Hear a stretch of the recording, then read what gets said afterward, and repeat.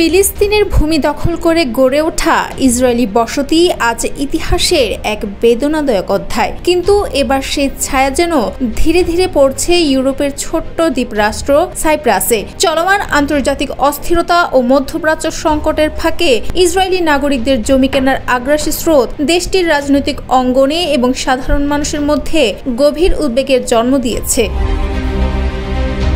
দ্বিতীয় বিশ্বযুদ্ধের সময় ইহুদিদের অন্যতম বড় আশ্রয়স্থল ছিল এই দ্বীপ। এমনকি সূত্রমতে বর্তমান ইসরায়েলি প্রধানমন্ত্রী বেনিয়ামিন নেতানিয়াহুও এক সময় পালিয়ে সাইপ্রাসে আশ্রয় নিয়েছিলেন। সেই ঐতিহাসিক সম্পর্কের আবহে কি আজ গড়ে উঠছে নতুন ধরনের আগ্রাসন?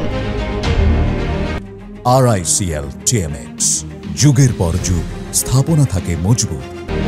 সরকারি তথ্য বলছে 2021 সাল থেকে 2025 সালের জানুয়ারি পর্যন্ত শুধু লারনাকা শহরে 1406টি সম্পত্তি কিনেছেন ইসরায়েলিরা, যার মধ্যে 481টির মালিকানার দলিল তারা ইতিমধ্যেই পেয়ে গেছেন। লিমাসোলে কিনেছেন আরও 1154টি সম্পত্তি, যার 511টির মালিকানা এখনও তাদের দখলে।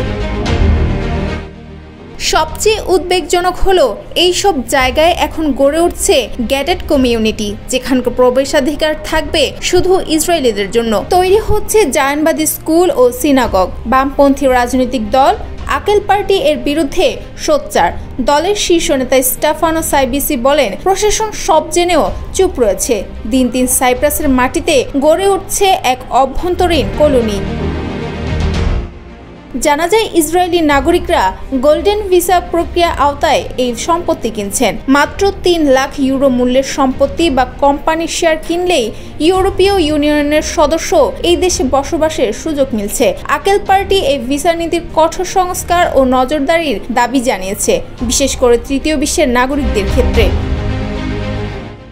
তাদের সতর্কবার্তা, এই প্রবণতা চলতে থাকলে একদিন আমাদের ভূখণ্ডের নিয়ন্ত্রণও চলে যাবে অন্যের হাতে। এখনই যদি ব্যবস্থা না নেওয়া হয়, সাইপ্রাসের ভবিষ্যৎ হতে পারে নতুন ফিলিস্তিন।